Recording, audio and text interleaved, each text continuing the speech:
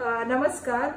कोविड-19च्या प्रादुर्भावाची परिस्थिती आपण सातत्याने पाहत आहोत की आपण मॉनिटर करत आहोत आणि ज्या तऱ्हेने रुग्णांची संख्या काही जिल्ह्यामध्ये वाढत आहे, काही जिल्ह्यामध्ये कमी होत आहे, परंतु आपण या सगळ्या गोष्टीचा अभ्यास केल्यानंतर आपल्या सर्वांना माहिती आहे की राज्य शासनाची नेहमीच भूमिका ही राहिलेली आहे की मुलांची सुरक्षितता आणि मुलांचं आरोग्य हे या ठिकाणी कसं सुरक्षित राहील या दृष्टिकोनातून मागील पूर्ण वर्षभर आपण निर्णय घेत होतो आणि घेत असताना परिस्थितीचं आपण पूर्णपणे मॉनिटरिंग करतो. हे सुद्धा आपण चांगल्या तऱ्हेने जाणता.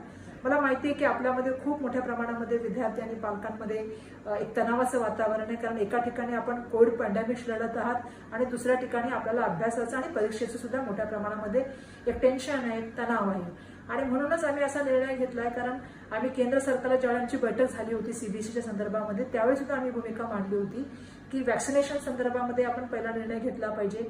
वॅक्सिनेशन दिलं पाहिजे. विद्यार्थी असतील जे पात्र असतील किंवा शिक्षक असतील किंवा नॉन टीचिंग स्टाफला असेल, आपण थोड्या प्रमाणामध्ये वातावरणाचा म्हणजे भौगोलिक परिस्थितीचा विचार केला पाहिजे, कारण पाऊस येणार आहे आणि सगळ्यात महत्त्वाची मुलांच्या मानसिक सिच्युएशनचा सुद्धा आपण विचार केला पाहिजे. ही आम्ही भूमिका केंद्र सरकारसमोर मांडली होती.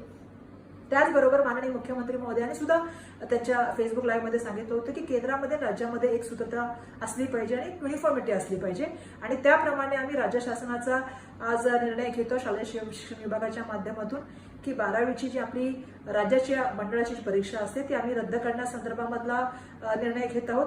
परंतु हा निर्णय घेत असताना आमची जी एक्सपर्टीजशी बोलणं झालं होतं त्याप्रमाणे इंटरनल असेसमेंट संदर्भामध्ये येणाऱ्या काळामध्ये भविष्यामध्ये आम्ही तुमच्याकडे येऊ आणि बाकी परीक्षा बाबतीमध्ये ज्या सीईटी असतील किंवा बाकीच्या परीक्षेची या संदर्भामध्ये सुद्धा भविष्यामध्ये आपल्याशी चर्चा करू.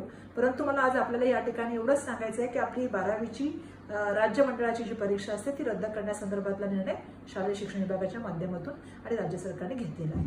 धन्यवाद.